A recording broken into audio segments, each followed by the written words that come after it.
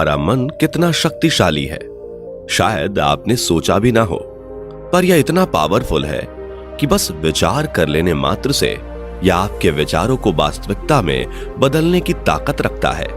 आपने कई बार लोगों को यह कहते सुना होगा कि अच्छा सोचो अच्छा होगा, लेकिन अक्सर हमारे मन में यह सवाल आता है कि सिर्फ सोच लेने से मनचाही इच्छा पूरी होना यह कैसे संभव है, और यदि सोच लेने भर से ही सब इच्छा पूरी होने लगे तो कोई गरीब, दुखी या बीमार होता? दुनिया में हर कोई कामयाबी चाहता है, हर कोई अमीर बनना चाहता है, लेकिन आप भी जानते हैं कि मैं अमीर हो जाऊं ऐसा सोच लेने से अगर कोई अमीर हो जाता तो क्या कोई गरीब होता? तो सवाल ये उठता है कि क्या मन से चाही चीजें कभी सच नहीं होती और ये सब केवल कहने की बातें हैं? जो चाहोगे वो पाओगे। दोस्तों, इसका जवाब देने के लिए मैं आपको एक कहानी सुनाता हूं कि कैसे मन से अपने सोचे हुए कामों को करवाया जाता है, और आप यह भी जानेंगे कि आकर्षण का नियम कैसे काम करता है, कैसे मन में किसी बीज को आरोपित किया जाता है। लेकिन दोस्तों, कहानी शुरू करते हैं। एक बार की बात है, एक गांव में एक आदमी अपने परिवार के साथ रहता था, पर वह आदमी बहुत दुखी था। वह जो काम करता उसमें घाटा लग जाता। अब धीरे धीरे कमाई के साधन मानो खत्म होते जा रहे थे। पैसे की कमी की वजह से परिवार का भरण पोषण भी उसके लिए अब मुश्किल होने लगा था, जिस वजह से हमेशा घर में कलेश बना रहता। उसने कुछ नाते रिश्तेदारों से मदद मांगनी चाहिए तो कोई भी उसकी सहायता के लिए सामने नहीं आया, मानो चारों दिशाओं से दुखों का पहाड़ उस पर टूट पड़ा हो। अब तो घर में खाने को दाने भी नहीं बचे थे। वह आदमी अंदर से टूट चुका था। रात भर उसकी आंखों में नींद ना आती थी। पूरे दिन काम की तलाश में यहां वहां भटकता रहता था। अब तो उसका शरीर भी काफी निर्बल हो चुका था। उसके मन में आत्महत्या जैसे विचार आने लगे थे, लेकिन अपने परिवार का एकमात्र सहारा होने के कारण वो खुद को रोक लेता। एक दिन उसने निश्चय किया कि अब चाहे जो हो जाए वो अपने दुखों से मुक्ति पाकर ही रहेगा। इसके लिए वह अपने मित्र के पास गया। उससे पूछा कि यदि तुम्हारे पास कोई उपाय हो तो बताओ, मैं अपने दुखों से छुटकारा पाना चाहता हूं। उसका मित्र कहता है कि तुम किसी बाबा या फकीर के पास जाओ। उनके पास बहुत से ऐसे उपाय होते हैं जिससे तुम अपनी गरीबी को मिटा सकते हो। बाबाओं के पास ऐसे अचूक टोटके होते हैं जिनसे तुम्हारी सारी दरिद्रता खत्म हो जाएगी, तुम संपन्न हो जाओगे और तुम्हारा जीवन खुशियों से भर जाएगा।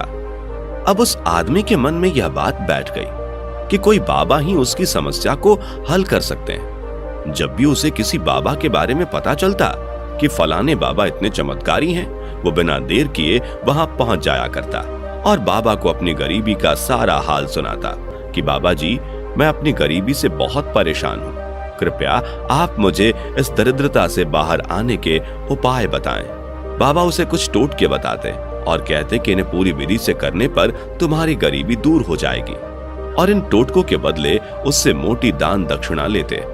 गरीब आदमी पूरी विधि से वो सभी टोटके करता, लेकिन एक बाबा के पास जाकर बात ना बनी तो दूसरे, तीसरे और कई बाबाओं के चक्कर काटे।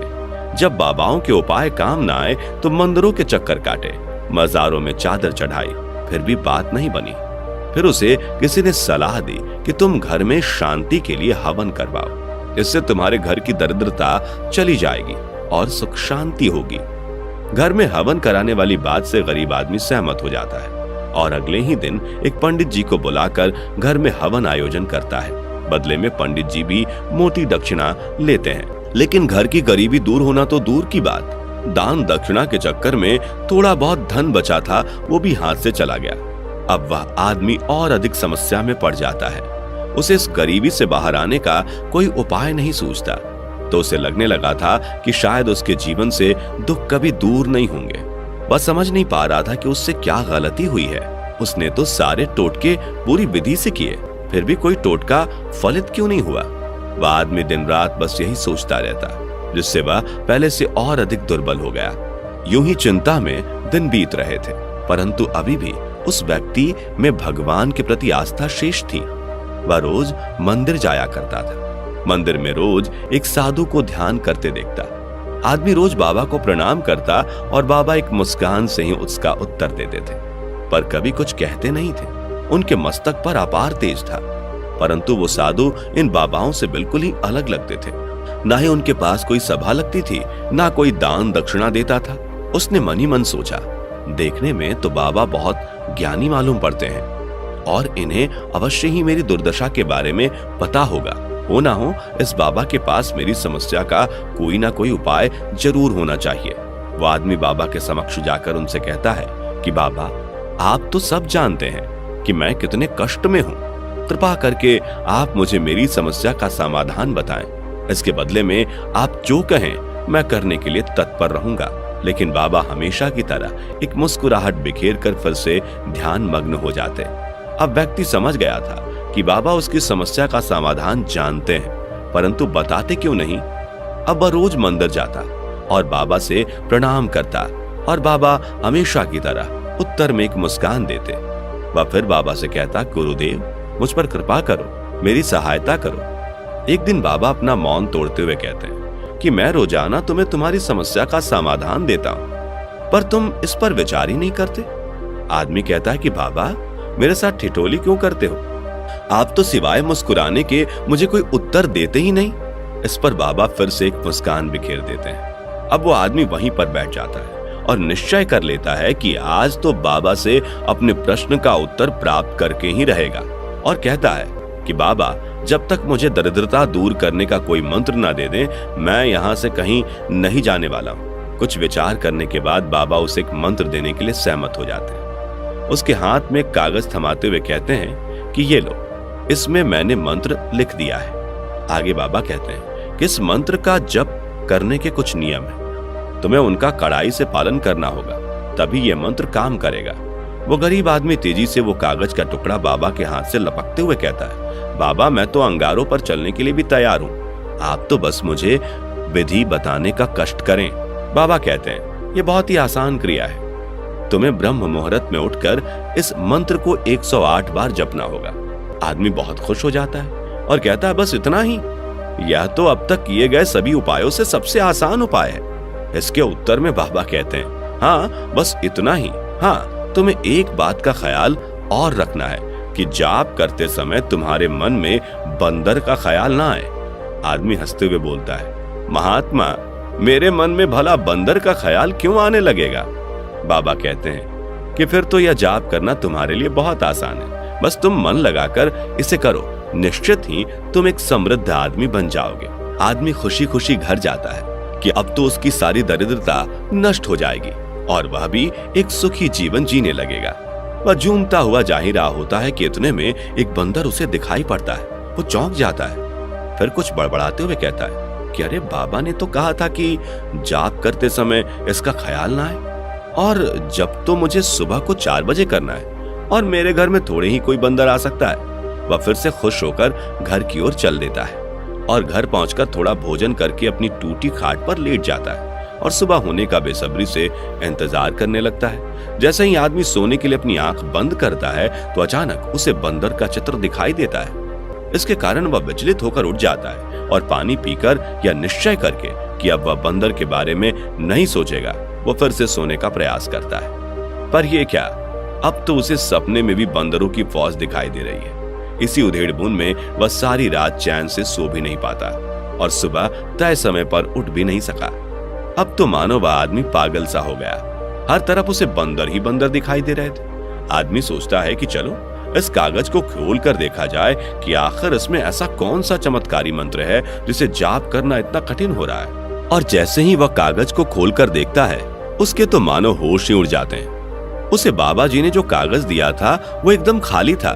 अब क्या था, वो आदमी गुस्से से तमतमाता हुआ कोरा कागज अपने हाथ लिए बाबा के समक्ष पहुंच गया और बोलता है कि बाबा, माना मैं गरीब हूं, लेकिन आपको मेरे साथ ऐसा उपहास करके क्या मिला? मैंने तो आपके ऊपर भरोसा किया था और आपने मेरा ऐसा मजाक बनाया। आदमी को इतने गुस्से में देखकर बाबा मुस्कुरा देते हैं। अब तो मानो आदमी का क्रोध 7वें आसमान पर था। बाबा उसे कहते हैं कि बच्चा, जो उत्तर तुम मुझसे चाह रहे थे वो तो मैं तुम्हें कब का दे चुका हूं। हालांकि तुम उसे समझ ना सके तो मुझे यह रास्ता अपनाना पड़ा। इस पर आदमी थोड़ा शांत हुआ और रुंधे हुए गले से पूछता है, वो कैसे? बाबा कहते हैं कि जब भी तुम मुझसे अपनी समस्या बताते थे, मैं तुम्हें उसके उत्तर में एक मुस्कान देता था। बस यही तुम्हारे प्रश्न का उत्तर है। आदमी को कुछ भी समझ नहीं आ रहा था। आदमी कहता है, गुरुदेव, मैं कुछ समझ नहीं पा रहा हूं, आप कृपया कुछ सरल शब्दों में समझाने का प्रयास करें। बाबा कहते हैं, बच्चा, जैसा हमारा मन भीतर से निश्चय कर लेता है, हमारे साथ वैसी ही घटनाएं होने लगती हैं। मैं एक वैरागी हूं, सुख दुख, सांसारिक भोग, माया सभी का त्याग कर चुका हूं। इसलिए अब कोई भी परिस्थिति मुझे दुख नहीं देती, ना ही मुझे खुश होने के लिए कोई कारण चाहिए।